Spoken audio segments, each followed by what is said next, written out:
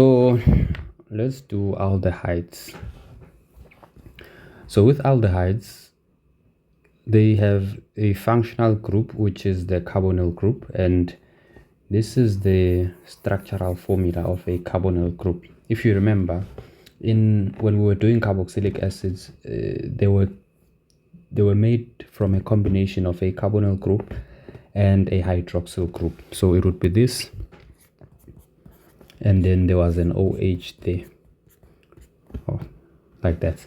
So now for aldehydes, it's mainly the carbonyl group only. Okay, so one thing that you must know is that when you are looking at an aldehyde, right, you will be able to spot it because this carbonyl group will always be attached to at least one hydrogen atom. So it would look something like this, right, where the carbonyl group obviously is the one in the middle, and then there's always going to be an H atom here, at least one. So this R that you see here, think of it as a formula, a placeholder, if you may. So it basically means that here I can either have an H or any alkyl group. By alkyl group, I mean I can have something like, for example, with the H, where the R is here, I can either have just another H there, and then we would have our carbonyl group, and then another H there. So in this case, it would mean this organic compound is made up of one carbon atom. And of course, if we check its structural formula, it has the carbonyl group, which is this, right? So since this will be an aldehyde, the name of this one would be methanol, right? Remember, meth is the stem name, which signifies that this thing contains only one carbon atom in its main chain or in its parent chain. So another example would be, let's say we have another organic compound here, and now this R of course represents anything that would be attached on this side of the carbonyl group. Of course, the other side will always have an H. Of course, this H can either be here or there, doesn't really matter, but there will always be at least one hydrogen atom attached to the carbonyl group. That's the distinguishing factor about aldehydes. All right, so let's put it here for now. So we can find that it has something like this, right? This compound would be having 3 carbon atoms in it, so it would be prop, and then we would include the suffix for aldehydes, making it propanol, right? So we will obviously delve deeper into how we name these organic compounds or these aldehydes, right, later on. But essentially, this is how they behave. You have a functional group of the aldehydes being a carbonyl group, and the carbonyl group will always, and I mean always, be attached to at least one hydrogen atom. So if you check, even in the case of propanol, it's attached to one hydrogen atom. What happens to the other side of the carbonyl group then doesn't really matter. The other side can also still be attached to a hydrogen atom, which in most cases will just be methanol. So methanol is one of those examples, right? So, or it can be attached to an alkyl. Doesn't necessarily mean alkyl group, but it can be attached to a group of another structure here that you can see. This is CC, and then so this would be C2H5,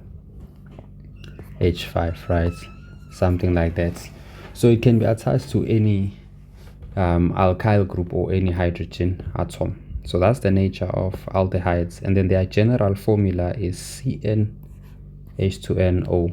All right, and then they have a suffix as well, just like all the organic compounds we've been dealing with up until this far. They will always have a suffix, right? So that also helps us in distinguishing them. So if you are just given a name amongst any other name of amongst the list of organic compounds, and you're given all these names from different organic compounds, you would be able to tell them apart using their suffixes, and some of them, they are prefixes. Okay, if you are given the structural formula, you'd be able to tell them apart by just checking their functional groups, their locations, and so on. So that's why we always mention all these things: the general formula, the suffix, and the functional group. All right, so that's what happens.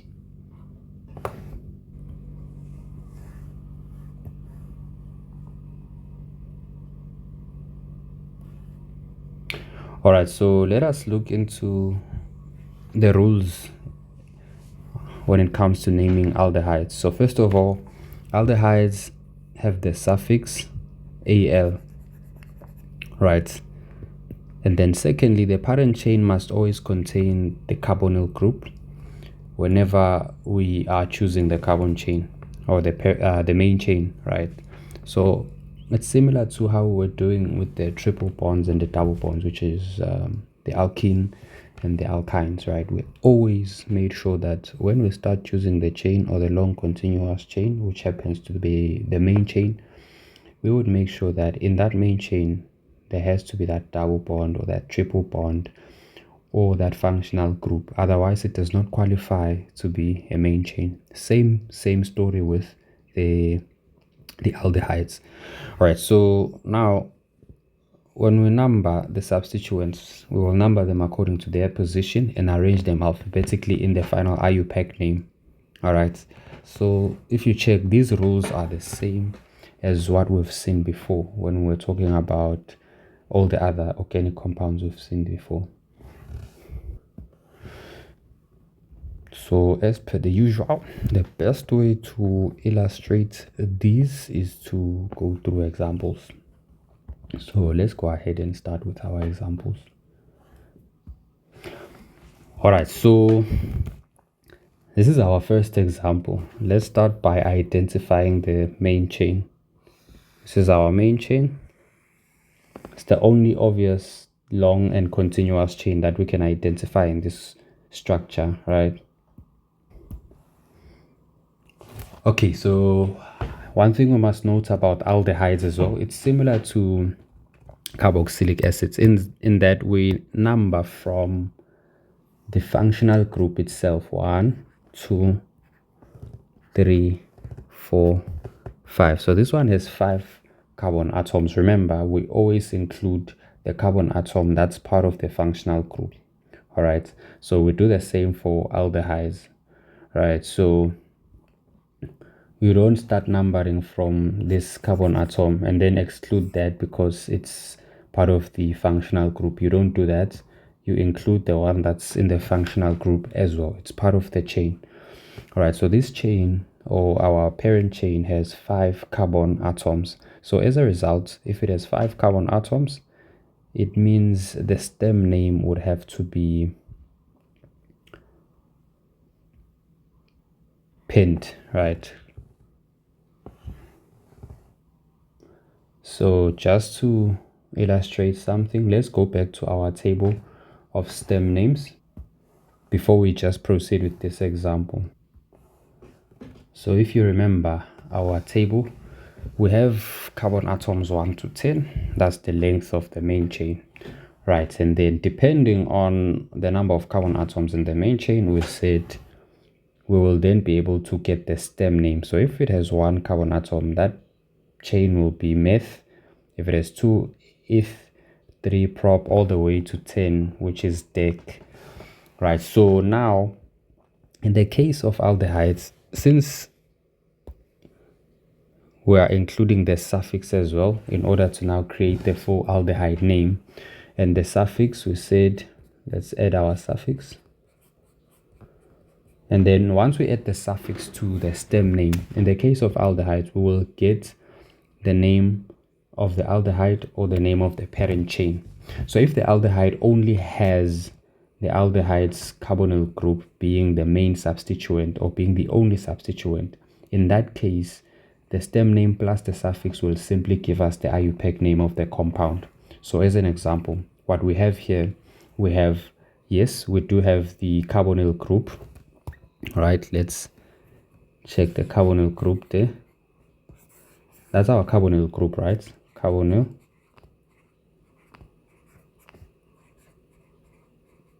Okay, we have that carbonyl group there, but there is no other substituent except the carbonyl group. So what that means is, if we go to our table and check for the stem name of a carbon chain that has 5 carbon atoms in it, we will go there and find that it is supposed to be pent, right? Now, since it's supposed to be pent, it means once we add the suffix, and the suffix of aldehydes is Al, if you remember, Al. So once we add that suffix, it will then create the IUPAC name of this compound that we have here, or of this aldehyde, because there is no other substituent to consider. It does not have a halogen substituent, it does not have an alkyl group substituent, it only has the functional group as a substituent, which is the carbonyl group. Okay, so that's why it will just mainly be pentanal. So here this would be,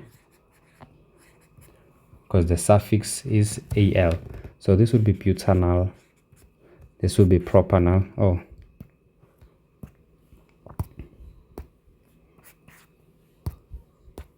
this will be propanal, ethanal, methanal, hexanal, all the way to decanal. So decanal here, nonanal, octanal, and heptanal. So that's what will happen when it comes to the aldehydes. Okay, so just to make sure that we don't get confused with the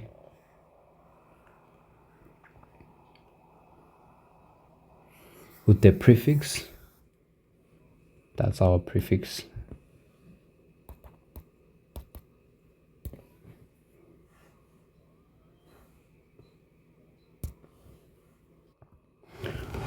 All right, so if you check, that's how we would name our aldehyde. We get the stem name, we add our suffix for this homologous series, then we get the IUPAC name of the compound, or we get the name of the parent chain, depending on whether or not we have other substituents being part of that compound. Okay, or on whether or not we have substituents across the parent chain. All right, so for this one,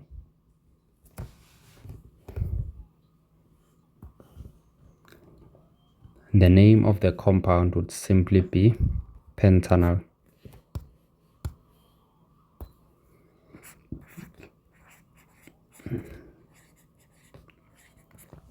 Okay, of course we can break it down and say, well, how many carbon atoms does the main chain have, what is the suffix, and so on and so forth. All right, so let's just do that for the sake of consistency. All right, so this is our table, so let's just fill it quickly. We have 6 carbon atoms in the parent chain. The stem name of the main chain would have to be there for, did we say 6 or 5? Oh, we have 5. And then in that case, the stem name would be pent right there. And then the location of the substituents, we don't really care about the location of the substituent because it's only the carbonyl group, and it'll always be located on the first carbon atom anyway, because we start numbering from the location of the carbonyl group. So unless if we had any other substituents like your alkyl, or if we had a halogen atom, then we would mention that there. So the name of the substituents, it's only the carbonyl group.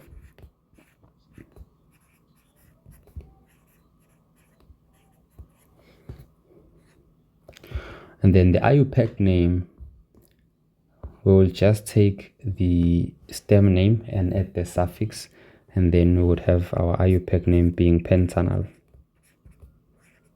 So what this means as well is that you would never have a situation where you have to say pent 3Al, right? Because here the carbonyl group will always be on the first carbon atom, so you would never get 3-pentanal or something like that. So it's either pentanal or it's a name that contains the methyl, ethyl, or whatever alkyl group, or a halogen atom, right? Other than that, it'll just be like this. So that's what we have here. And just an important note,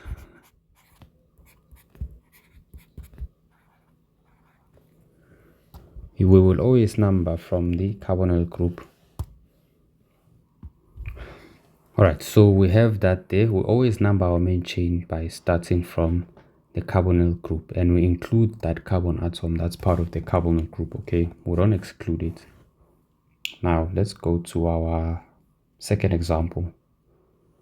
So again, let's check. If we go 1, 2, 3, 4, this chain will have 4 carbon atoms. Remember, we must include our carbonyl group. All right, and then if we go 1, 2, this one will only have 3 carbon atoms. So the longest one clearly is the straight one. So let's just mark it.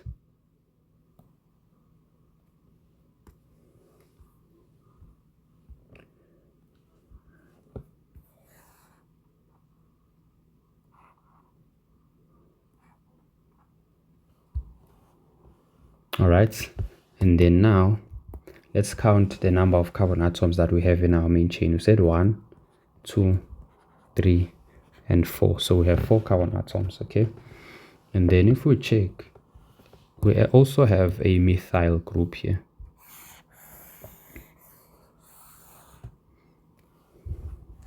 That's our methyl group.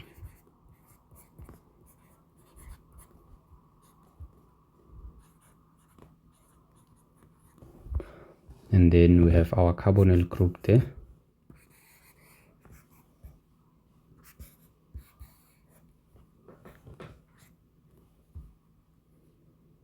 Okay, perhaps we should just throw it the same way we did our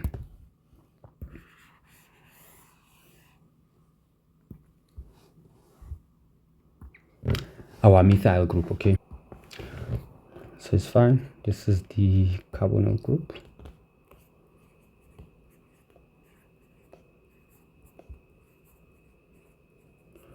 All right, so now we can start naming our organic compound or our aldehyde. Okay, so let's just bring back our table again.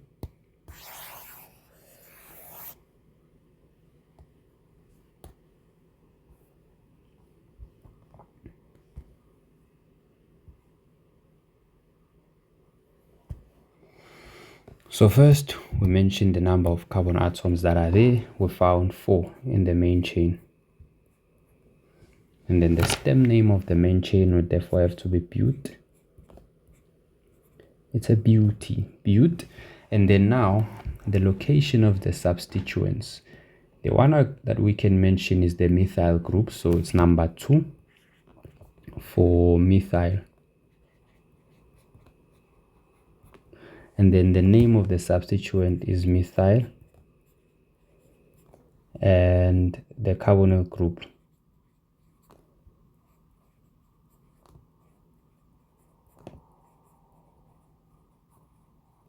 Right? And then now the IUPAC name, remember, we must start with an alkyl group and then finish off with the name of the parent chain. So in this case, the name of the parent chain is butanal because it has 4 carbon atoms, right? So, but however, we must always prioritize any substituents before then now finishing off the name with the name of the parent chain. Okay, so the IUPAC name, what's the location of our methyl group? It's 2 methyl. So since we don't have to mention the location of the functional group in this case, we just go ahead and write the name of the parent chain, so it's butanol. All right, so it's 2-methyl butanol. That's how we would name this one. And then now let's see. Yes, so this concludes this example. This is how we would do it. And let's move on to our next example. Example number 3. So here we have a condensed structural formula. So let's find our longest chain possible, long and continuous, and it must always include our carbonyl group. Okay, let's check. 1, 2, 3, 4, 5, 6. All right, what if we go from here? 1, 2, 3, 4, 5, 6. Okay, so it means if I did from here going all the way there, I would get the same thing, right?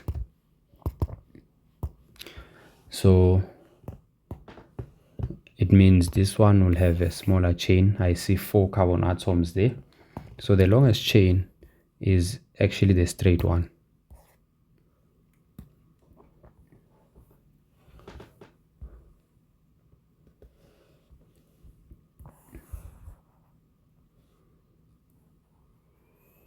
Let's just do it like that.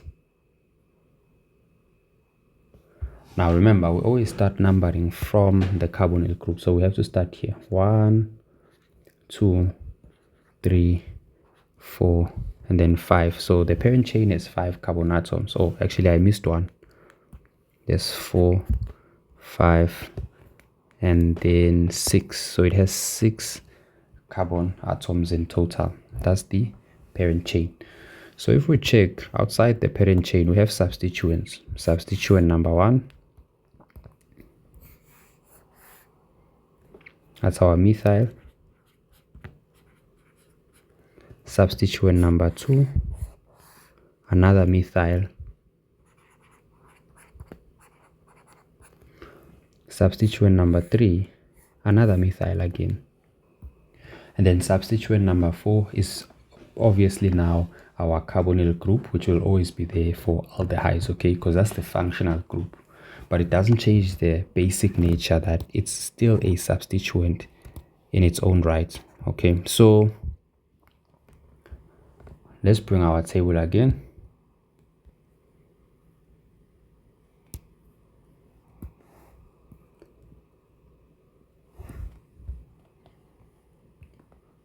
Number of carbon atoms in the parent chain, we found 6. So if it's 6, remember, that is hex. So the stem name of that parent chain will have to be hex.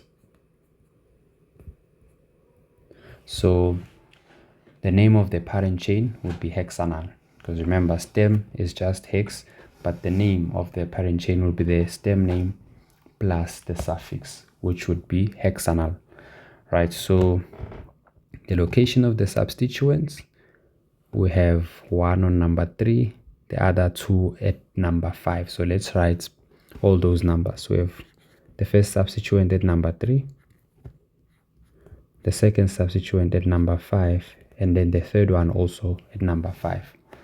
The name of the substituents, we have the carbonyl group, which is basically going to be always this since it's for aldehydes, and this is the aldehydes functional group. And then we have the methyl groups.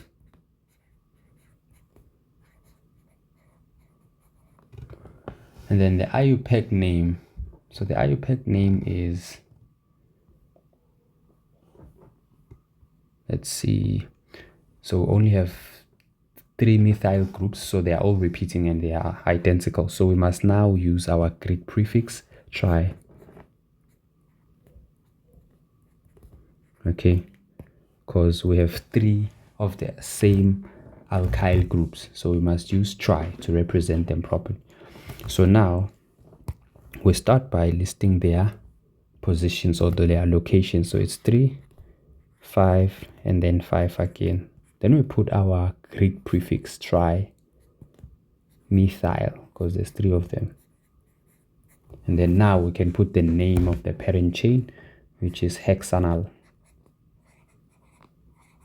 Right, so it's hex plus our suffix al, and then we get hexanyl. All right, so that's how we would name this aldehyde right here. So again, we had 3 substituents, and since they are identical, we have to use the Greek prefix tri. If there were 2, we would use di. If there were 4, we would use tetra. Remember that we introduced it in one of our videos, so you can go and check that out if you haven't already. So let's go ahead and do example number 4. I think from this example you can actually tell that the parent chain is simply, let's do this, you can simply tell that the parent chain is actually just going to be this one. You don't have to really count anything here. It's a bit clear to see, right? Of course you can go ahead and count and say 1, 2, 3, 4 just to be sure, and then count the straight one. 1, 2, 3, 4, 5, 6, 7. So you can see that the straight one is actually the longest chain possible, and it includes our carbonyl group, which is important.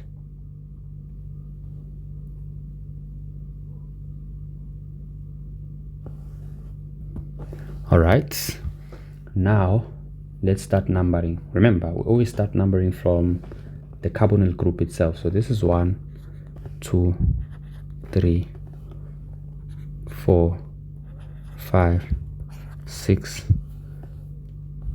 and then 7. So there are 7 carbon atoms in our parent chain or in our main chain. Now if we check outside of the chain, we have other substituents.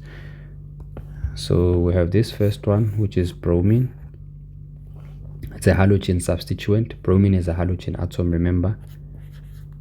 So in organic chemistry, you will mostly find halogen atoms as part of the other substituents, nothing more. And then this is our methyl group, that's substituent number 2.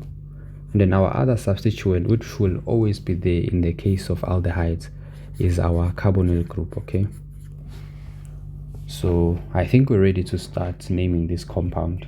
Let's bring our table. No.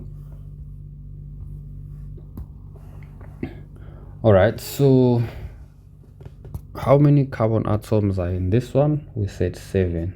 And if a parent chain has 7 carbon atoms, remember its stem name will be hept. Right, then the location of the substituents, we have locations number 3 for the methyl group and 4 for bromine. So that's 3 for methyl and 4 for bromine. In fact, it's just 3 and 4. And then the name of these substituents, we have our carbonyl group, that's number 1. We have our methyl group, that's number 2, which is on position number 3. And then we have a halogen substituent, which is our bromine atom. Bromine.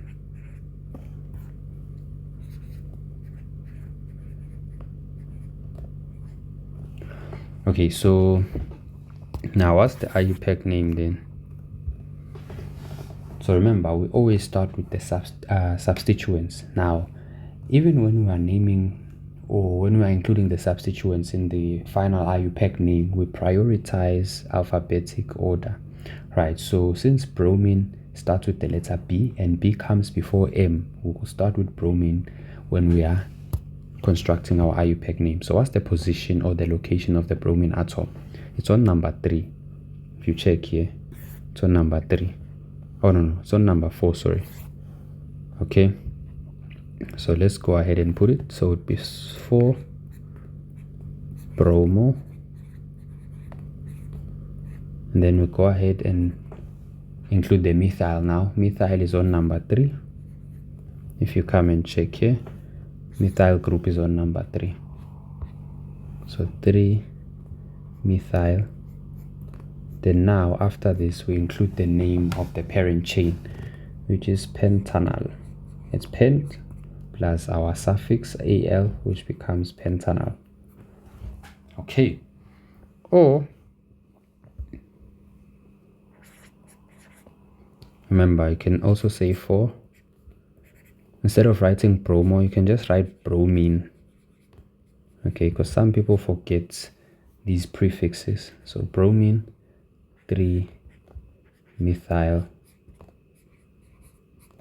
pentanal. Just like that. So that's how you would write the final IUPAC name for this compound.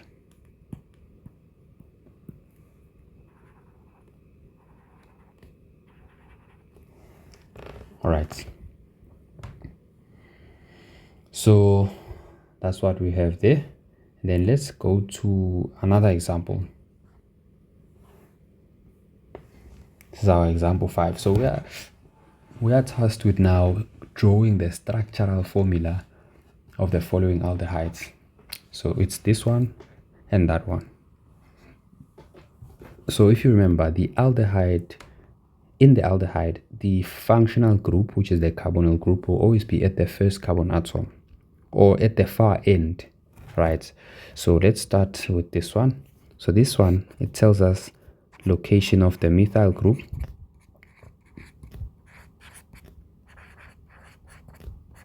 right, which is the only substituent that I can see, except the carbonyl group, of course.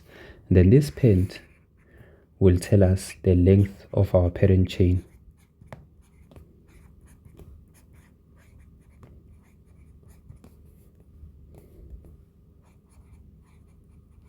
Okay, so we have those, and then obviously now the Al tells us that this is an aldehyde. So this is the aldehyde suffix. All right, so let's go ahead and construct this. Let's start with the parent chain. Pent means it has 5 carbon atoms. 1, 2, 3, 4, 5. And then on the far end, that's where our carbonyl group will be located. So we put the carbonyl group first.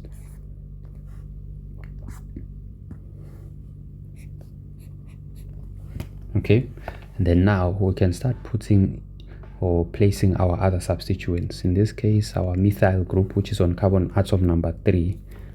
So it should be 1, 2. So it's on this carbon atom. So let's put it there.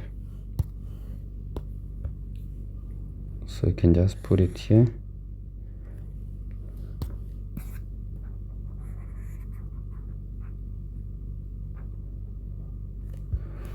So with C, since it's a methyl, it will have 1 carbon atom.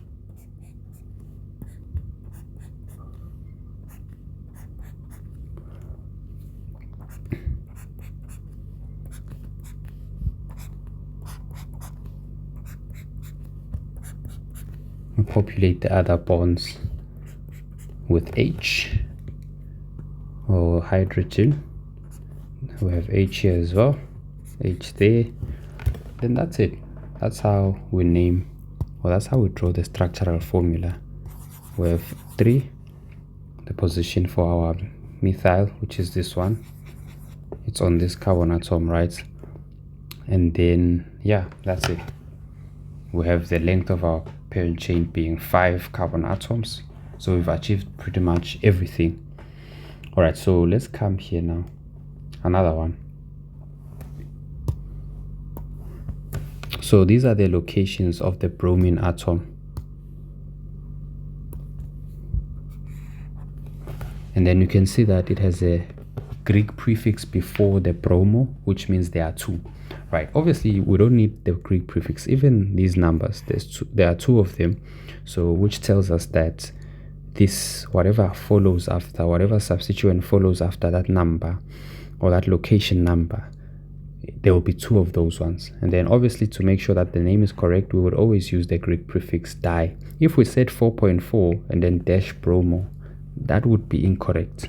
We have to say di-bromo, because we are saying that this substituent is repeated in the parent chain and it's the same substituent. Okay, So that's one thing.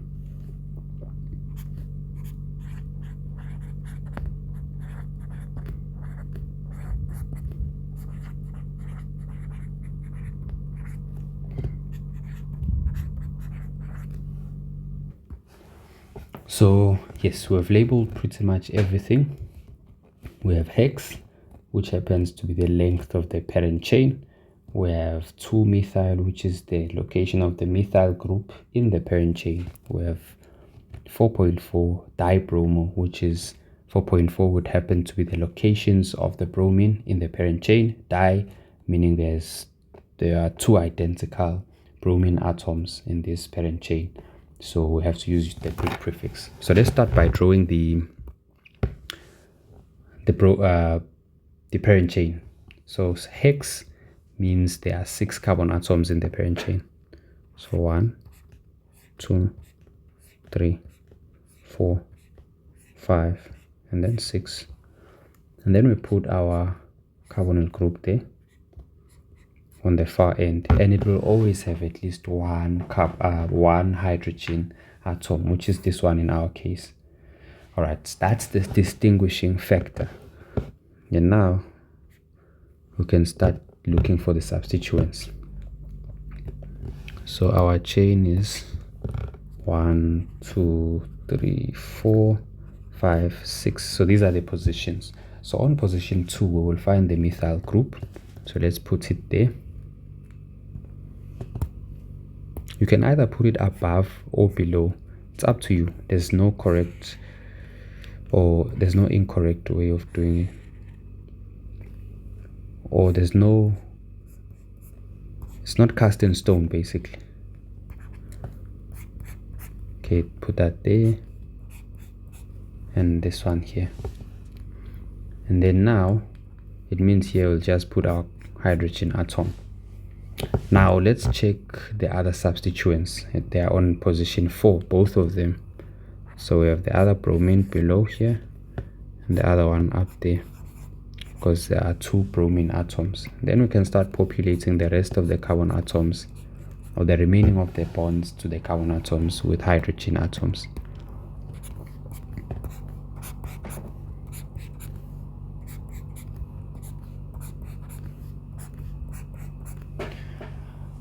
That's it. So we have our things there.